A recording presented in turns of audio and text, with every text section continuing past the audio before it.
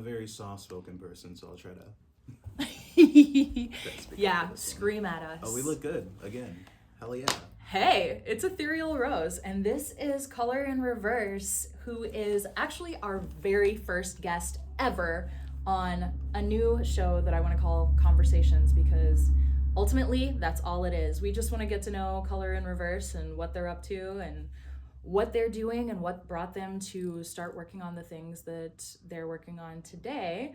I know Color in Reverse because we've gotten to play on a ton of shows together, and thank you so much, by the way, because you've put me on more than anybody. Like, between you and Corinne of the Black Widows, Sure. nobody else has put me on more. And, like, it's been so much fun being able to play shows together and, like, collaborate and be creative.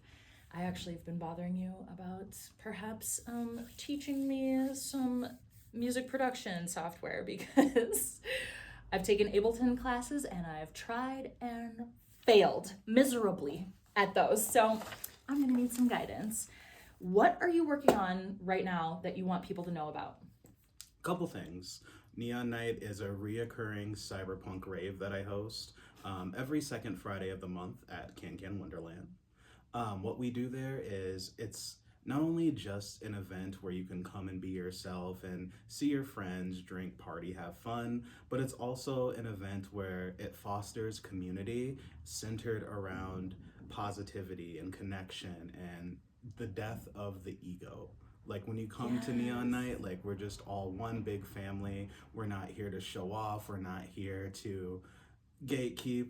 Everyone's equal when you walk in the door, and we just have fun, every month. So yeah, come through. Yes. I will say, like, in addition to being one of the funnest events that you'll ever attend, it's typically hosted at Can Can Wonderland. I'm not sure if you're planning on expanding to any other event spaces, any other venues. We do have pop-up events that happen all over the place. We had an art rave at an art gallery in Midway recently. We hosted a blood rave. If you've ever seen the movie Blade, like, the first 5 minutes of that movie is like a warehouse where people are having sex and partying and blood's running from the ceiling. We hosted one of those last summer at the Red Sea. So the best way to, like, find out what we're up to is to visit us at Neon Night Twin Cities on Instagram. Neon Night Twin Cities, yes. Follow that page on Instagram, and also the event pages for the events that you typically host are usually up on Facebook, so that you can RSVP, show your interest, push the going button instead of the interested, and make sure that you're sharing it with your friends. So the best social media platforms to get updates about Neon Night and Color in Reverse are Instagram and Facebook. Yeah. You would say, typically? Okay. And are you a solo artist? How would you describe the art that you do? I would describe myself as a solo artist who's been through many iterations. The last iteration of Color in Reverse was more focused on psychology. I was getting my degree in psychology at the time.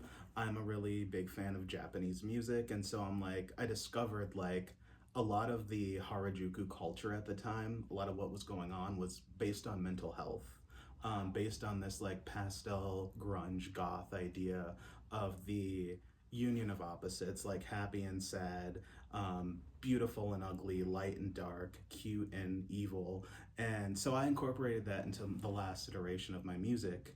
I'm trying to avoid being cultural appropriation-y with that. And so I really moved. Fair. Yeah, I really shifted gears, and now I'm doing cyberpunk music, which coincides with the ideas that technology and society progress together. Technology progresses faster than what we can keep up with in society. So, like, That's the truth.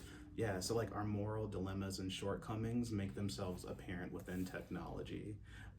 Also, governments are becoming more run by corporations and becoming more tyrannical. And so my music is really meant to reflect that. So at some point, my album will be released. You can follow me on Instagram also at Color in Reverse Music for more updates. Do you have a name for the new album yet? It's called Violet Noise. Violet Noise. Okay, that's incredible. And do you like the contrast of, like, the themes of light and dark that are in Harajuku? Is that what drew you to wanting to channel that through your music? Well, I think in life I've wrestled with the concept because I was raised Christian, like super, super hardcore Christian, and I've wrestled with the concept of dark and light. And with all the religious dogma I grew up with, I always had to have this internal dialogue with myself as if I'm going to heaven or hell. But then there became a point in my life where I started embracing the dark parts of myself and being really Jungian about it. I got into like Buddhist and Taoist philosophy, where it incorporates the ideal that the dark and the light are two sides of the same coin, and you can't really sit with one without sitting with the other. And so like I got really into that, and I'm also like an anime kid, so it all just kind of melded together into one thing, but it never really like blossomed into anything. But like if you want to listen to those old tracks, they're on SoundCloud, Color in Reverse. They're sitting there. It's like an Easter egg that I have. And that's what most of your lyrical content for Color in Reverse is based in? Yeah. Yeah. Well, with the older Color in Reverse stuff. Okay. The newer Color in Reverse stuff is more about living in a world that crushes you every day, and it feels like there's no escape if you're on the bottom, and what it's like to take down the forces that keep you in that state, that keep humanity like basically living like they're in an ant farm. Oh my God. This is highly relatable content because as someone who also grew up in a household that was like extremely strict fundamentalist Christian, I feel like I've spent most of my life since then trying to prove that I'm good.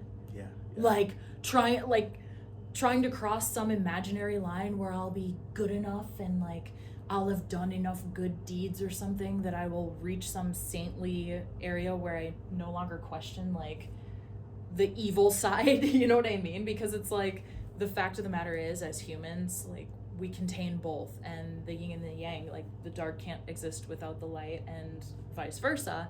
And so it's been this crazy journey where only recently have I been like really diving in and embracing my shadow side and actually getting honest, because in the attempt to like convince other people of my goodness somehow, I've managed to like get really far away from what I fucking want. Like, Yeah. it's crazy. Yeah. It's crazy. I remember sitting in my therapist's office, and at the time I promise I'm not overusing this word. I know that this word is like overused in social media these days. I swear to you that that is not the case here. I was in a relationship with a narcissist at the time. I was engaged to him. I'm sorry. It's the truth. I swear, I'm not just trying to use the popular word. And it was crazy because I sat down in that therapy session and I expected her to go through like an itemized list of what sucked about the relationship and what wasn't working so that we could get to the bottom of it. And she only asked one question, and she asked it to me over and over again because I couldn't fucking answer it. And the question was, what do you want? Wow. And that's the thing, when you grow up in those Christian environments, it's like you wanting something for yourself. It's like, oh my gosh, how selfish can you be? Right. You're not thinking of other people. You know, you're part of an entire family unit here. What about us? You know what I mean? And so it's like, Yeah. In Christianity, so many times I have like been forced to abandon myself and been told that it's wrong not to, so many times that it's like they programmed me first, but then I programmed me second into buying into that idea of like, it's selfish for me to actually even be in touch with what I want for myself. Wow. Because it's like, I don't know. And it's crazy too, because it opens up so many different conversations about like, I don't know, like after my 8 billion failed relationships, I'm finally like coming to a place where I'm like, what are my thoughts on monogamy? Yeah. That's amazing. I'm like, and I'm actually letting myself go there instead of being like, oh no, people who do that are selfish. Oh no, I could never. That's so self-serving. Like all of the like pre-programmed responses that you have, like being indoctrinated into fundamentalist Christianity, like I'm like, wait a minute, are these even my ideas? Have you ever read the book The Four Agreements? You know what? I've listened to the audiobook. I'm horrible. It's great because it talks about this concept of the judge.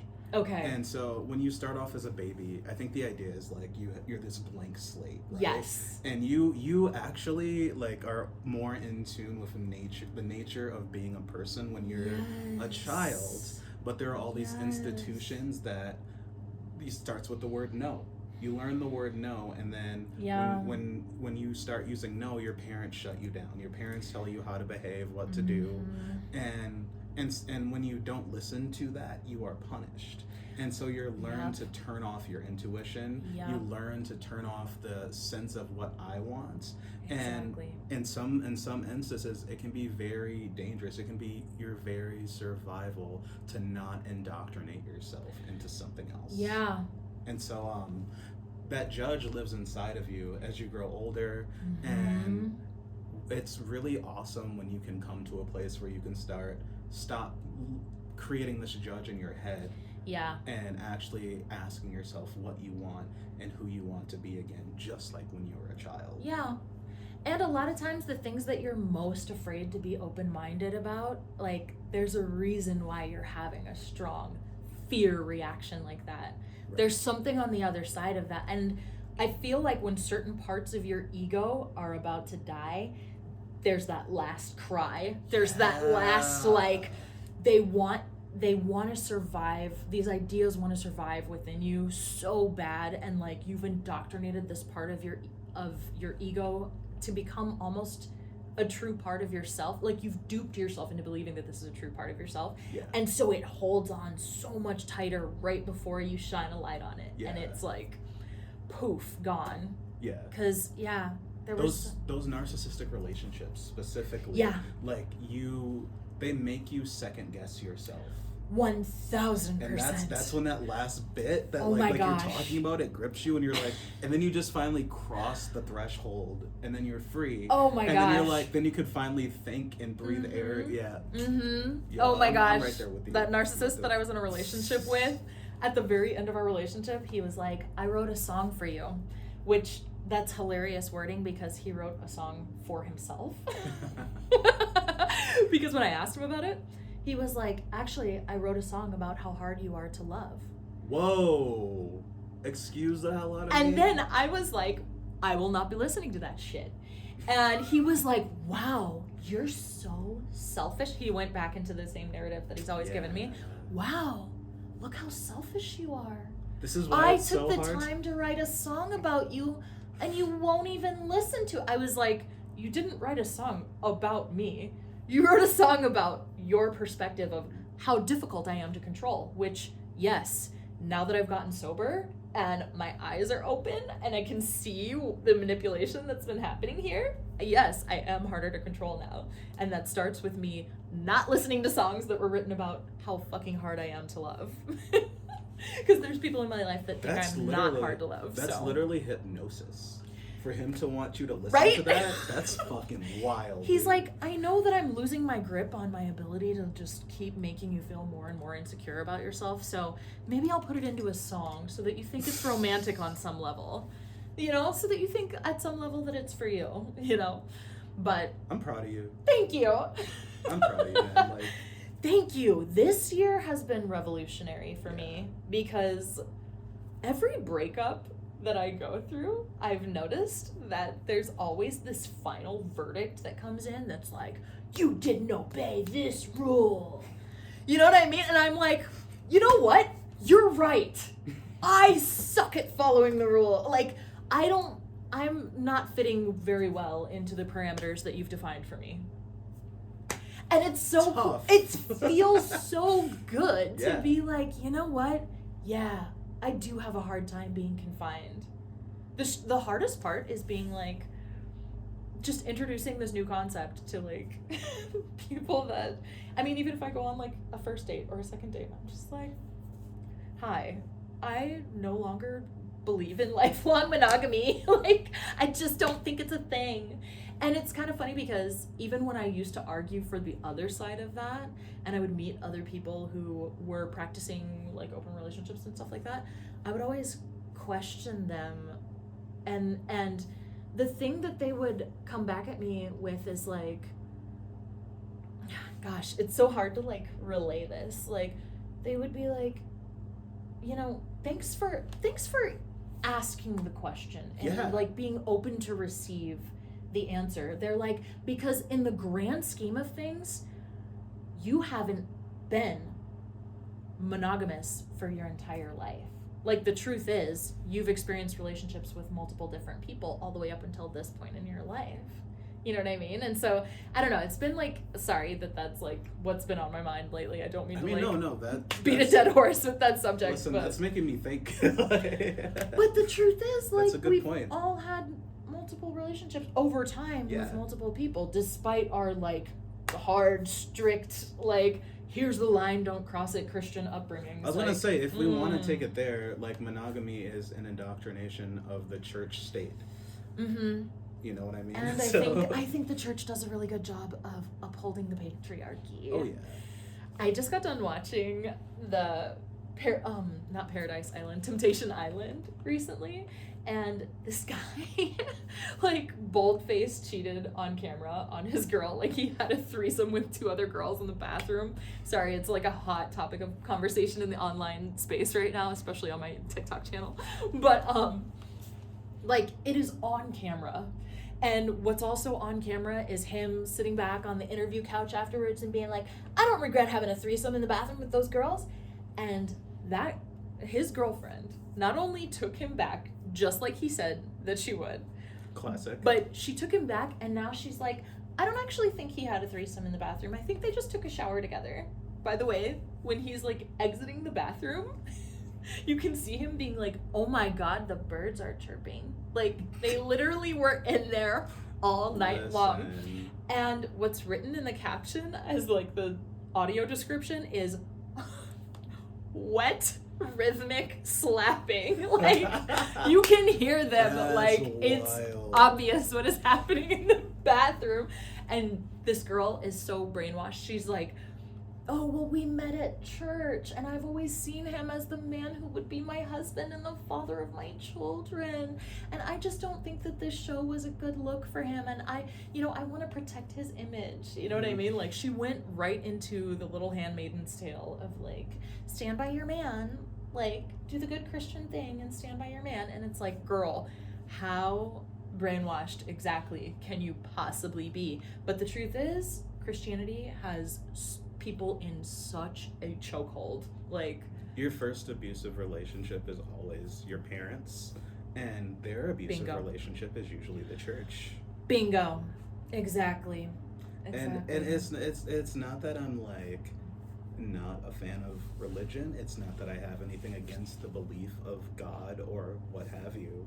It's these institutions that are put in place in society that are causing the problem. Yeah. Because the institutions themselves are taking those things that are sacred, that are from cultures all around the world, about that foster beliefs about how we got here and who we are and what our purpose is. Mm-hmm. It's taking those and manipulating them so that, we end up in these dogmatic relationships. Yeah. And we think that obedience is a gift that we give to someone we love to show our loyalty and affection. Yeah. And it's like, I think the greater gift is honesty. Well, hands down. And that's what I like about... Dude, that's what I like about what you said, where you start your dates by saying, hey, monogamy isn't for me right now. I'm not going to lie about it. I'm not going to make you think anything else, because that's not going to foster anything positive. A promise of lifelong monogamy, it's a really cute concept. Like, Disney makes it look beautiful. You ride off into the sunset, and then the beautiful like cursive "the end" goes across the screen, and they just never have a desire for anyone else ever again for the rest of their life, for as long as they shall live. I mean, it's cute. It's a cute concept, and I bought it for a really long time, and like, it is, like, don't get me wrong, like, it's romantic, it's adorable. I still like get little heart flutteries when I watch weddings. I'm like, oh, look at that. There's this one quote. I don't mean to sound bitter and jaded, but here it is. The quote was, what was it? Marriage is promising someone half your shit that you'll never change the way you feel about them. Like, you'll never feel differently about them than the way you feel about them today. Well, if you feel differently about them, you're gonna stick it out. Yeah, you're gonna just gonna, tough like, it out. If it's Mike Tyson fight night every night, I'm gonna tough it out. Like, no, don't do it. Like you, just because you got married doesn't mean your identity disappears into this marriage. And like the fact that that's what people want. So many people are so good at hiding their shit Yeah. until they have you trapped. And I've had it happen to me so many times now That part. that I am just like, you know what?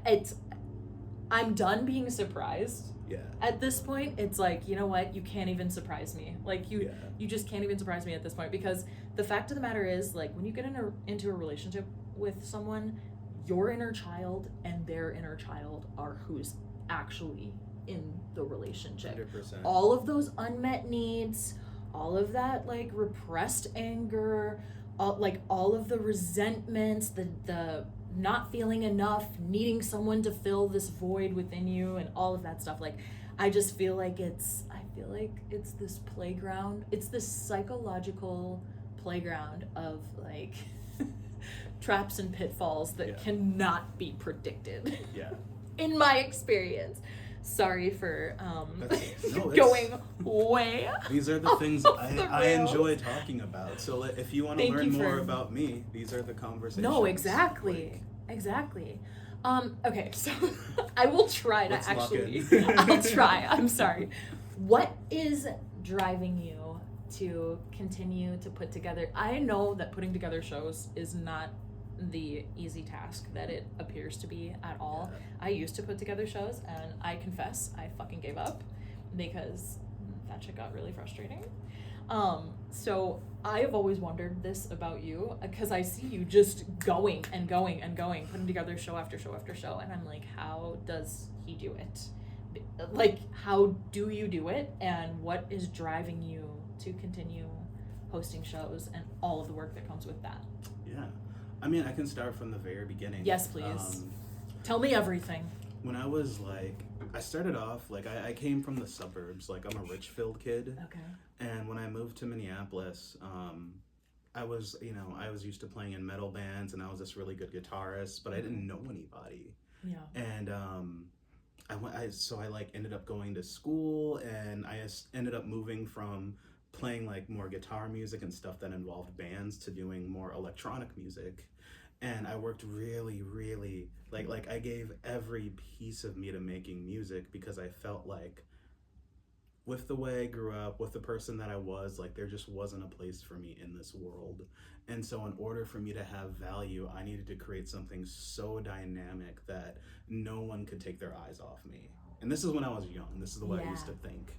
Yeah. And so I just kept working so hard on music. Eventually I found some friends in the cities, and we'd go to all the punk shows and the basement stuff and all of that.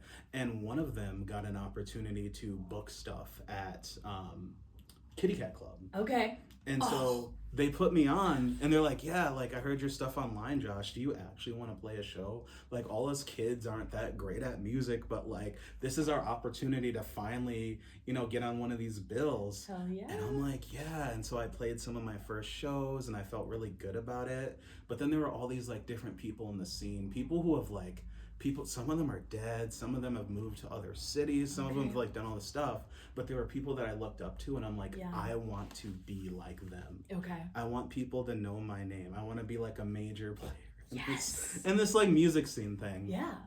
And so I ended up getting the opportunity to book a show one time. Okay. And it was one of the most at Kitty Cat? At Kitty Cat Club. Yeah.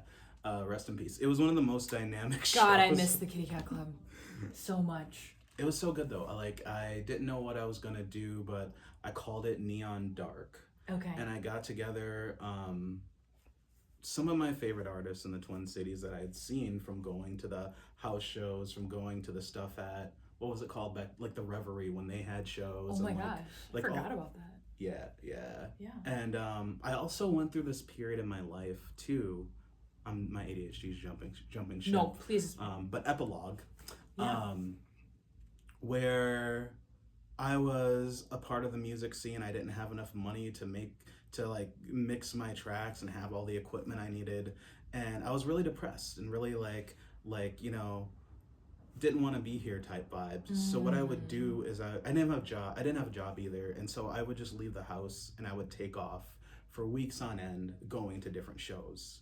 And that built a network like that. Like I would, after each show, if I liked something, I would go and talk to the artists and become their friends. They'd invite me to game nights, and like even though I wasn't playing in the scene like I wanted to, I was a part of the You were scene. I was immersed in giving it. Yeah, like that was my whole life. And so when I finally had the opportunity to put together a show, it was the coolest show that I'd ever seen. Yeah. And nobody came to it. but like, Aw. but like That's it was the bummer thing it about was- Oh my gosh. but it was the coolest show I'd ever been to, and I'm like, man, I hope I get the opportunity to do more of that.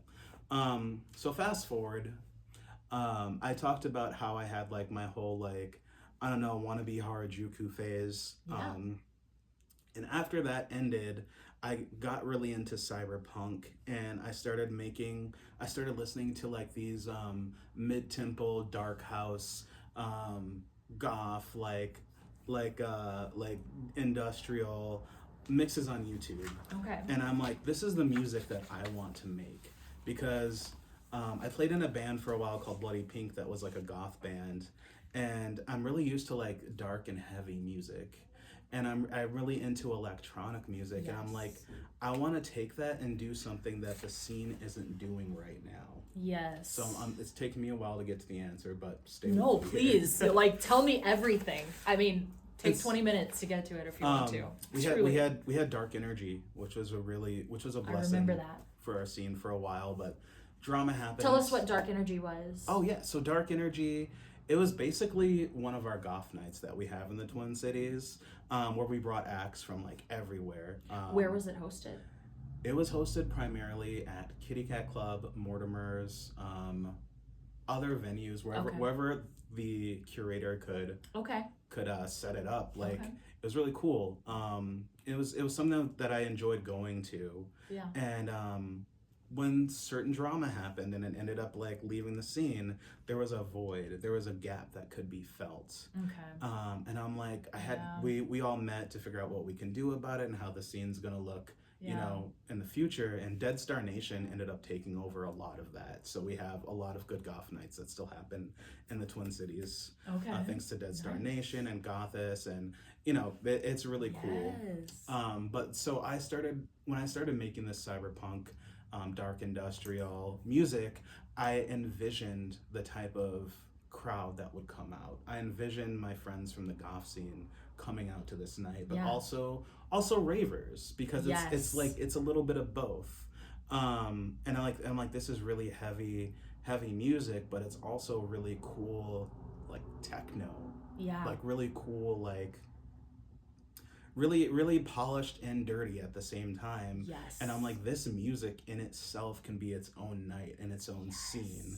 And so I started, I made my mixtape, which you can find on Bandcamp, Color in Reverse, with this music on it. And then I went around playing it at shows. And I wanted there to be a visual aspect to it, but since I didn't have my own venue or my own space to set up lighting, I figured I would become the lighting for the show. And so I went out and bought a 3D hologram fan. That's right. I love that about your shows. That is one of my favorite parts of your shows. I don't bring it out a lot, but I I'm gonna love start. that. But essentially, it's a fan that it has LED lights attached, and it spins at a rate where you can actually have an image project like a hologram. So it basically plays videos It is so from cool. the palm of your hand. And It's so cool. The first time I saw you do that, I was like, it stopped me in my tracks. I was completely mesmerized. I was like, what is this magic? yeah, and I think a part of like talking about issues with tech and the way we're headed is also using that technology to tell a story. Yeah. And so I set out Yeah. to find, you know, cool technology like that in order to do my thing. I'm gonna have to backtrack a little bit. Go ahead. There's another piece to the story. So Yeah. we're working during this time where I was playing a lot of these shows. I would collab with other artists, and one of the artists that booked me booked me with a couple other really cool, talented people. And me and one of the people like did like we brought all the people to this show. Everyone that came to see us. And we ended up not getting paid for it. Ooh. And so like the other artists that I met, like we became really good friends and we talked about doing stuff over the pandemic that never happened. They ended up being the sound person, and his girlfriend at the time ended up being the event curator at Can Wonderland. Okay. And we kept up with each other on social media, and they saw me like what I was doing around the cities with my hologram fan and like my music, and they're just like, wow, we'd really like to have that at Can Wonderland. Yes. And I'm like, that's so interesting. So you guys want to book me for a show? They're like, yeah, we can book you for a show. You can do your own show, whatever you want to do. And I'm like, I can do my own show? And they're like, we'll find artists for you if you want to do that. And I'm like, no. I'll pick the artists. Yes. I'll come up with the night. And I ended up doing Neon Dark again. And the positive like reinforcement from doing that show, because so many people came out, they're like, we only have this many people out on New Year's. Really? They're like, yeah, and they're like, wow, you need to come back. And that's how my residency started there. That's incredible. And so it's almost a disservice to myself if I'm not continually doing it. Yep. Because you had it on pause for a minute, didn't you? I had everything on pause. Yeah. I was, I had reinvented myself. I had lost. I'd been on such a journey. Okay, yeah. I remember thinking that you were discontinuing the Neon Night event. And I remember thinking, because I was in Florida at the time, and I remember thinking, no! I was like, I gotta get back there. I was like, what does he need? Maybe I can take over it until he is ready to take it back. Like, what's going on? Because I remember contacting Corinne at that time and being like, hey, can you host Neon Night, my friend? It seems like he's not doing it. I was like, I don't know what's going on. It seems like he's got it on pause, and I wasn't sure what was happening with that. But I knew, like, Neon Night is so special. It's such an inclusive space, and it's such a space where you can really let loose and just be yourself at like in a judgment-free zone, and that just doesn't exist it's anywhere. Like the Planet Fitness of What? of events judgment-free zone. Oh my god, I didn't even think of that. Is that their slogan? It oh my is. God. Whoops. But the thing is, copyright issues. The thing is like when we started hosting it, I noticed that like a lot of the people that I met in the scene were like femme artists and queer artists and artists of color. Yes. And I'm like, hey, they need more love. Yeah. And so I'm like, these are the people that I'm going to consistently book. There's got to be like a woman on the stage, a queer person on the stage, and not in a pandering way, but because like representation matters though. Exactly. Yeah. And getting paid matters. If you're a good artist and you do good work, I want you to get paid. And if I can make that like to be honest, to be 100% honest, this is part hustle. This is part like, oh God, we all need to eat in this scene. And like, I want to make sure the people that need to eat and that create amazing art are on my stage. So many people don't realize like being an artist takes an entire team, and that you need somebody on social media. I mean, you can do it all yourself if you want to, but will you have any strength left to be creative at the end of it? I don't know. On that note, I don't work alone. I started alone. Okay. But I had some friends from college that, we used to talk about music together. We used to we kind of taught each other how to make music on electronic music. Like we'd have our stuff open and we'd give each other pointers and whatnot. And then like one day I made a group chat called Bit Gang because I'm like, we're gonna like make something one day. And it was years before Neon Night or anything. Yeah. And then once Neon Night started, I'm like, okay, it's time to get Bit Gang up and running. So one of my first artists that goes by Zero, they were one of the first artists I had on my stage. Okay. Our friend Mouse is a genius. I didn't know Mouse that well. Is. Mouse is a genius. Mouse is a lighting tech, a sound person, whatever you need. Also a fantastic, phenomenal musician. Someone who I highly respect. Like wildly talented. That became my crew. We go by Bit Gang. We host events. So there was a time where I had no idea you had a crew name. That's awesome. We do. That's incredible. Yes. So when that period of time where you're talking about where like Neon Night was down, It was more so the venue needed to move things around in the summer. Okay. And so I'm like, well, it's time for our like pop-up events. And that's when we did Okay. the art rave and the blood rave and like that's Okay. when and we still have pop-up events from time to time. Yeah. Neon Night's the main focus, but Bit Gang is the strong arm behind Neon Night Okay. that keeps it up and running. And honestly, we're just creating the events that we want to see in the Twin Cities. Yep. We're just dicking around, having fun, and like, it is fun. it's a great time. Our second to last show that we played together, at the end of the show, you were like, do you see?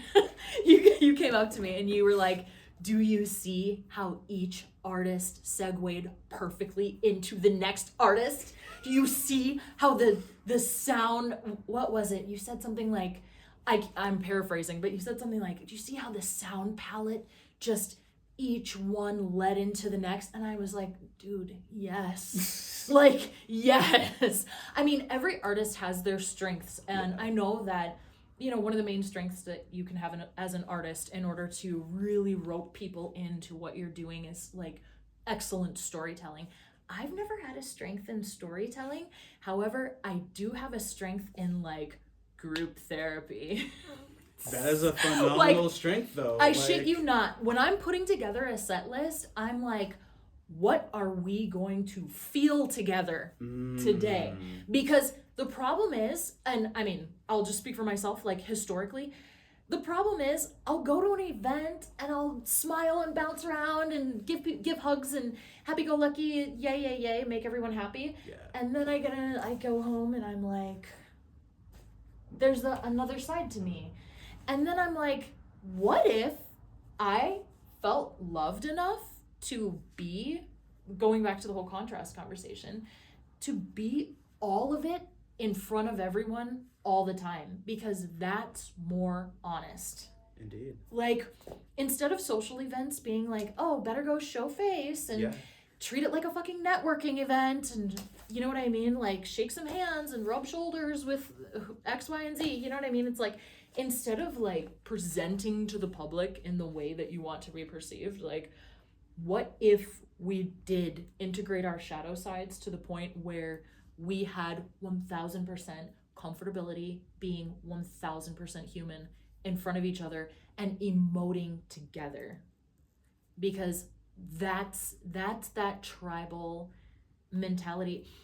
I remember reading that in some African tribes, when someone does like commits an actual transgression that actually like affected the rest of the tribe, that the tribe's people gather around them and tell them everything that's good about them. Like, they remind them that, like, yes, something bad happened, but this is the person that you are. Like, it paints a larger picture of a person's entire character, because you can be both and everything isn't just black and white. Like, there's a ton of gray area in everything. And Yes. like reintegrating people into the group, even, I mean, I love the story of like Eeyore. Like in Winnie the Pooh, nobody expects Eeyore to not be sad. They don't not invite him to stuff because he's sad. Like, he gets to be depressed in a group setting.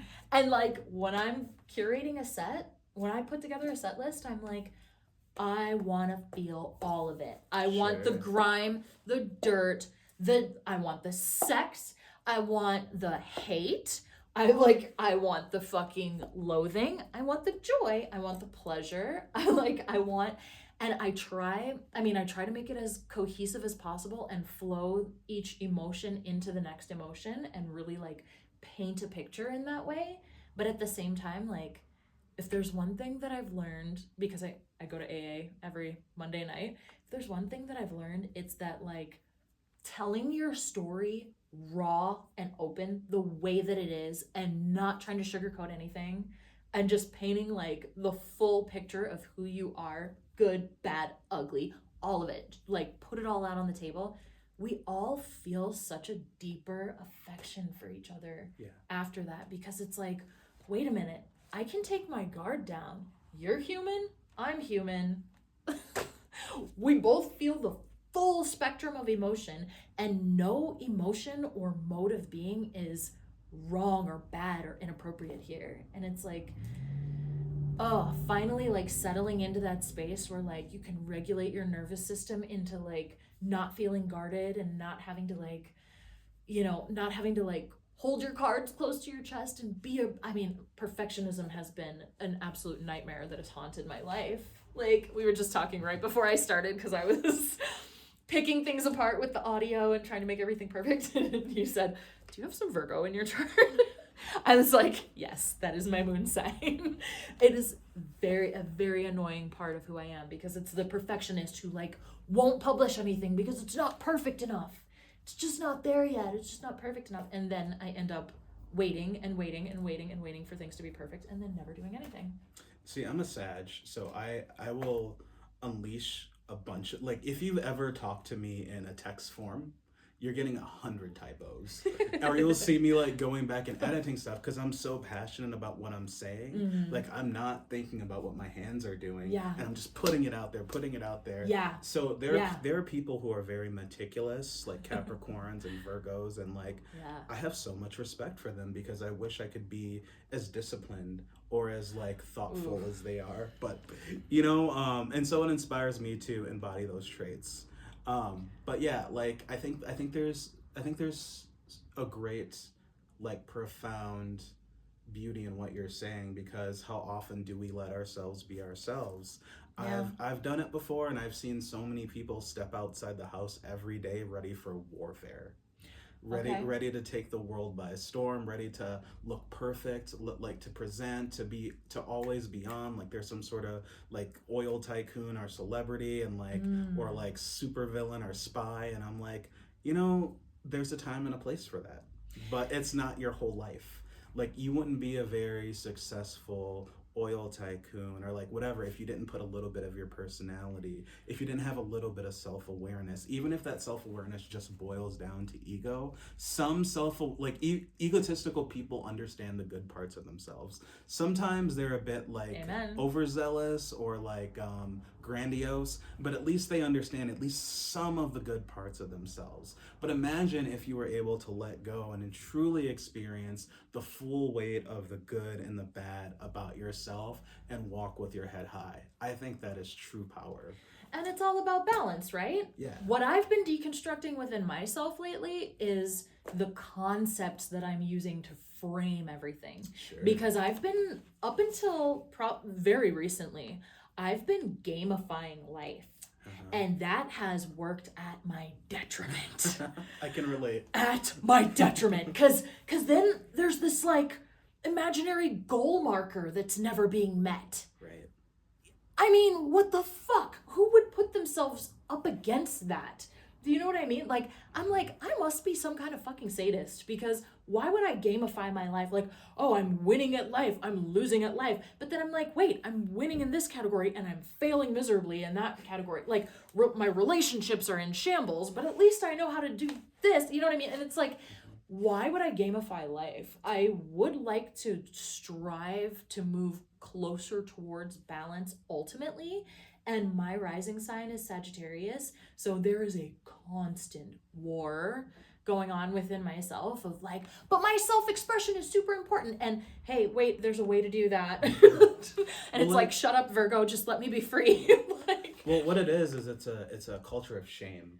It's yes. It's like if you're having trouble with your weight. It's like someone's telling you, you're so unhealthy, you look so unattractive, blah, blah, blah. Or if it's like saying like, oh my God, you're such a toothpick. All of that like relationship with like self-loathing and like negative reinforcement only sets yourself up for more shame. And that shame is going to drive you to keep pushing yourself and pushing yourself. Yeah. And I think that's like how a lot of people lose their mind. Yeah. Is they keep fighting like the judge in their head, the shame in their head, what their parents like, trying to prove something to someone who disapproves of them ultimately. Who's not even there usually. Who hasn't been present for literal decades, and it's like that voice in their head like still taunting them and being like, it's funny, I still have my dad's voice in my head. This was literally 12 years ago now. You can't be a musician, that shit doesn't pay. I was like, oh, damn, thanks for letting me know that you believe in me, Dad. That means a lot. Yeah. But then it's like, consider the source. Like, I look at Consider the his life source. and I don't want the results that he is creating for his life. So, I mean, easier said than done, however, because I think ultimately, like, Yeah. humans are tribal and we do want acceptance and love and to feel integrated into that tribe of family or whatever. But there is that quote. Sorry that I'm with all the quotes. I can't even help it. Going. But there is that quote, like, the people who hurt you are not going to be the ones to heal you. It's just a fact. Like, you can want the love of your family all you want, or you can build your own family with people who actually treat you like family. And if you're struggling with this, don't feel ashamed, because it's the way that our brains are wired.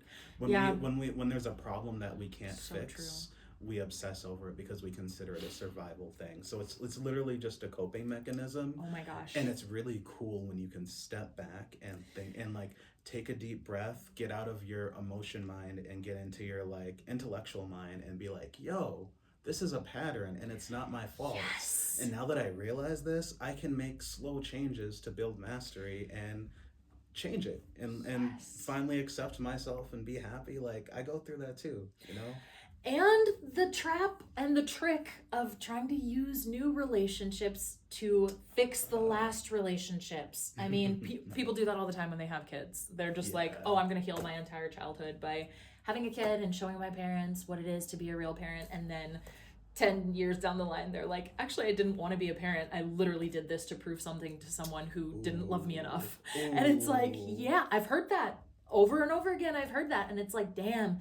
Imagine if you didn't have to bring a human soul onto this shit show that we have going on here on planet Earth in order to prove something to someone who doesn't love you enough. like imagine not making that impactful of a choice and actually healing your shit on your own. I mean, just a thought. Honestly, I think this is just like humanity's fundamental problem. But it's true. You know? Because I've noticed that I do it in romantic relationships. Like, I'm really like uncovering a lot of my shit. Like things are becoming clearer to me lately and I'm like astonished at myself because you know how they say like there's so many miserable billionaires in the world? Like, you finally get all the money and then you realize that wasn't it. Like, I'm still empty. That wasn't it. And I've like curated in my mind like this perfect, if only I could be loved just like this. And then I got it and then I was like, that wasn't it. It's me. Yeah. It's not something that I need someone else to do for me. It's me. Like, this is my raging dumpster fire to put out. Like, it's not going to come from somebody else. Like, the people who hurt you are not going to be the ones to heal you. And like, Amen. Supplementing broken relationships from the past that you'll never access again with like new relationships that need to be exactly this way. It's like, no, it's not gonna fix it. Like, dating like that is hard because like the person is never good enough because they're not giving you that one special feeling that you need. Oh gosh. And you know what? It's so hard to like come to that place of maturity where it's like you bring yourself to ask for specifically what it is that you're looking for. Yeah. Because like, I remember having a conversation with my sister one time and she's like, why doesn't he just know? Like, how can he not know? And then I'm like, no, verbalize it. Verbalize it. If it's something specific, like there was a recent attempt at a relationship that I had recently and I was like, dude, eye contact, you know, because he was weaselly and he was like, he had that avoidant thing and I was like, what the fuck? Look me in my fucking eyes, dude. Like, you're killing me. Please, I need eye contact to feel connected to you. And he was like, oh, wow. Thank you for telling me that. I didn't even realize that was something you needed. And it's like, and then it's weird because your nervous system goes back into that place where it's like, wait a minute. I'm safe to ask for specifically what I need. Like, maturity. Is this maturity? I can ask for the specifics of what I need. And not shame the person for not knowing in advance. Imagine festering with all those unmet needs that you weren't able to communicate with. Yeah. As opposed to just being like, hey, these are the things I need in a relationship. These are the things that make me happy. If it's your goal to make me happy, please take the time and energy to do these specific things. Yeah. I mean, I confess that every once in a while, like, I still get super pissed when I think something should be a given, like, but... I mean, you're human. Like, we're doing the best we can. I have to ask you, because I really want to know this, like, who was the artist that made you know that you needed to do music? And additionally, was there a specific moment that struck you and you were like, this is what I need to do in life? It's so hard to answer that question because there's like 100 answers. So like growing up, I could only listen to Christian music. Oh, shit. If I didn't listen to anything that Kirk was Franklin? Christian, yeah, type shit. So when I first started my musical journey and started listening to the radio, I listened to hip hop all my life anyway. Okay. But I was like, what is this white people music? Why do they like it?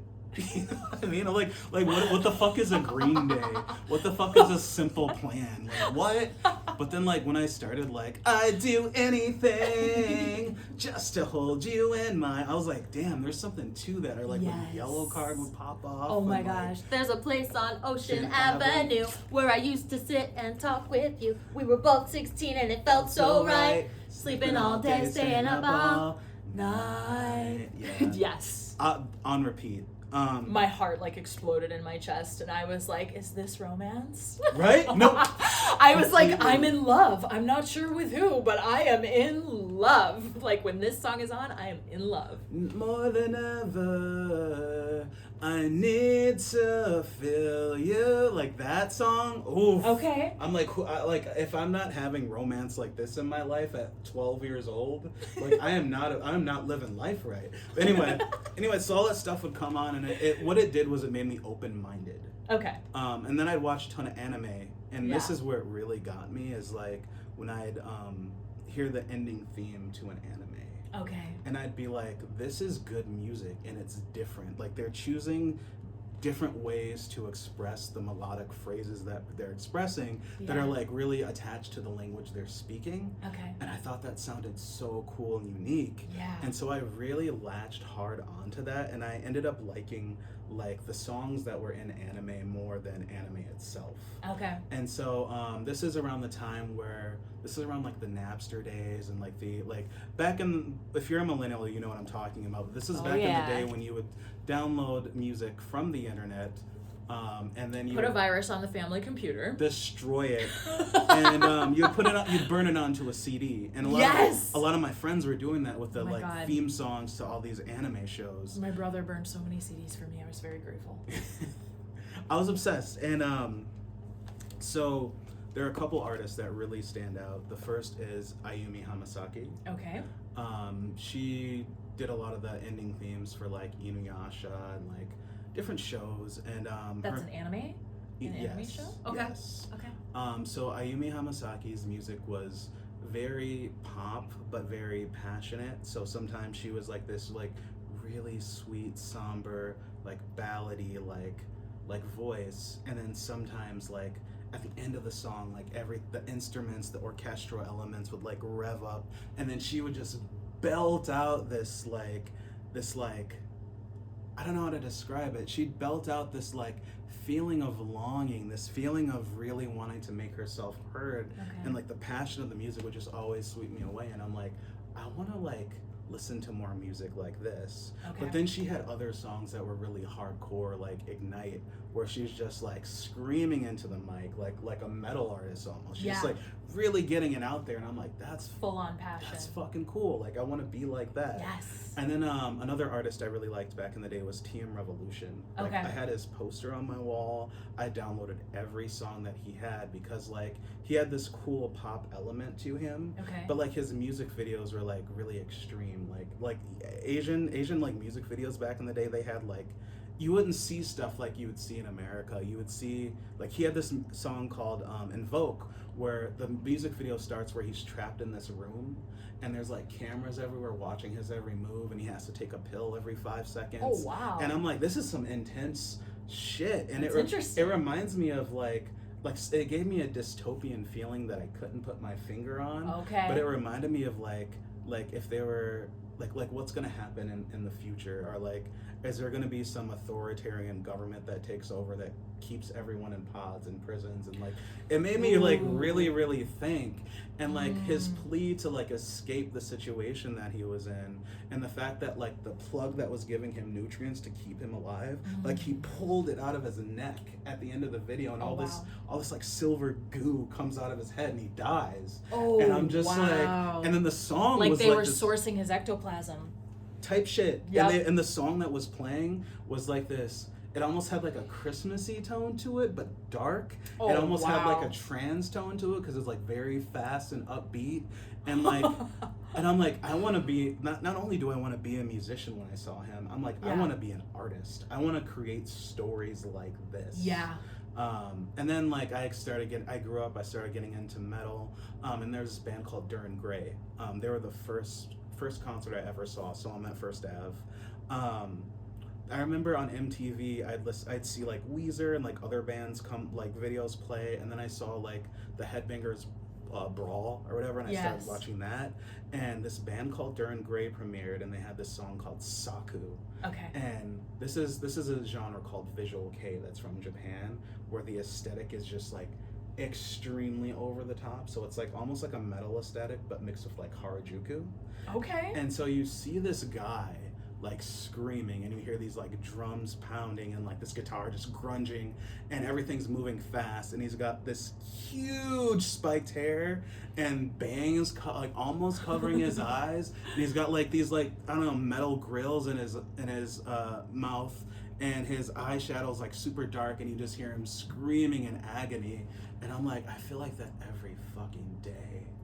Wow. And I don't know what this guy is saying. You connected to that emotion. I'm connected to that emotion. Wow. And so I ended up like listening to all their music. I got to meet them. It was incredible. Wow. And so in high school, did you meet them at a convention?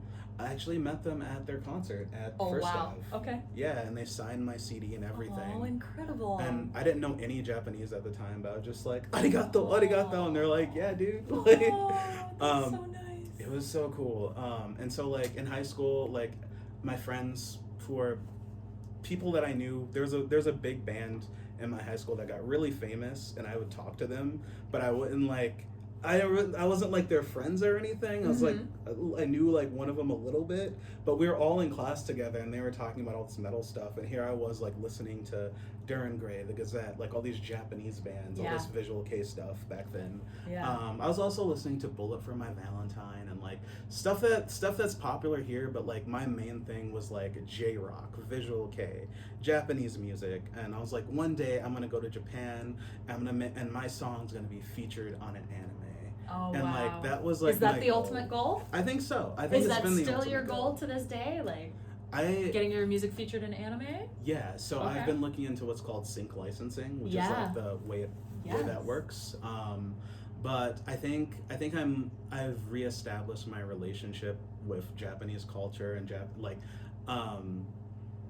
before I was really interested in the culture specifically because of the music and somewhat because of anime, but now that I've like studied the language a bit and like talked to people who live there, there are things about Japan that I really, really love, and things that wouldn't really resonate with me as a person if I lived there, just because it's a culture that's more generally like focuses on collectivism and being polite, and I think I'm too much of an individual.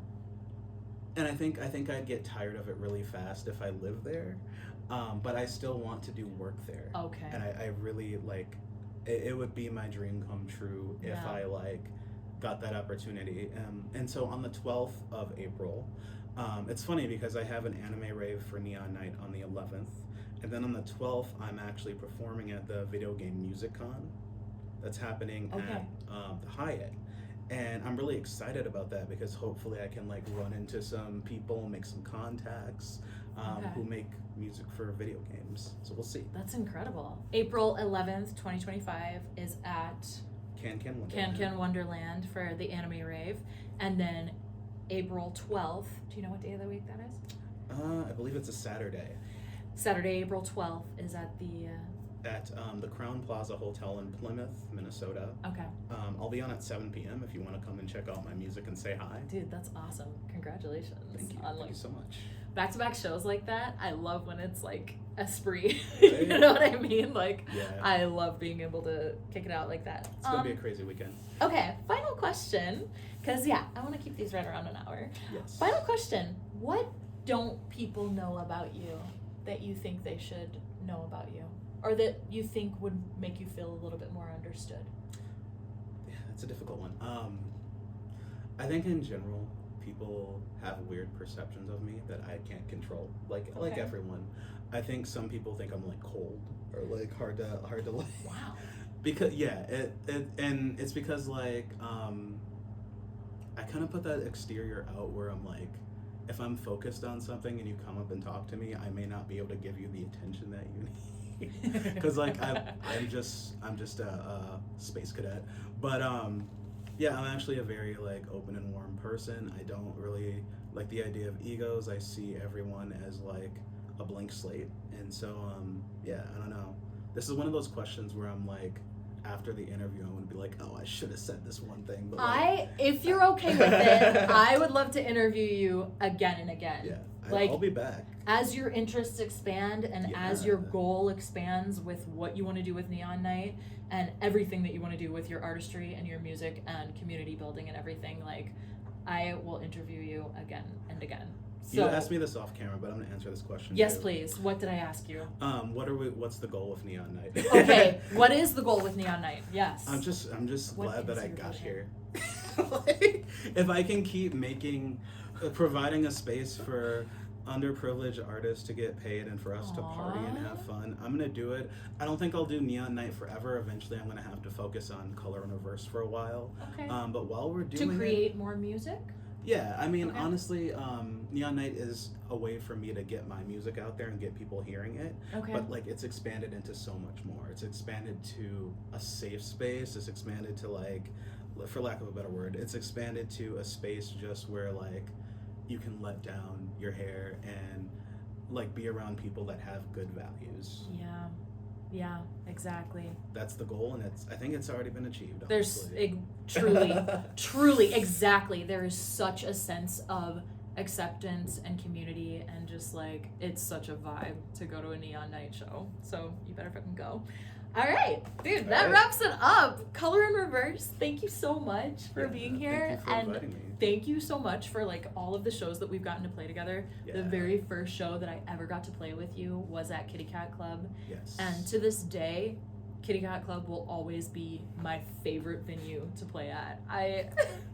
If I could get in touch with the previous owner and like beg and plead or whatever it would take, I mean, I would give anything to have the KCK No, back. I agree. But it seems that it is a thing of the past. Thank you so much for tuning in, and I'm going to be interviewing all kinds of local artists in the Minnesota area and beyond. So stay tuned. Conversations with Ethereal Rose and Color in Reverse. Bye. Love you. Yeah. Dude, That was was that fun?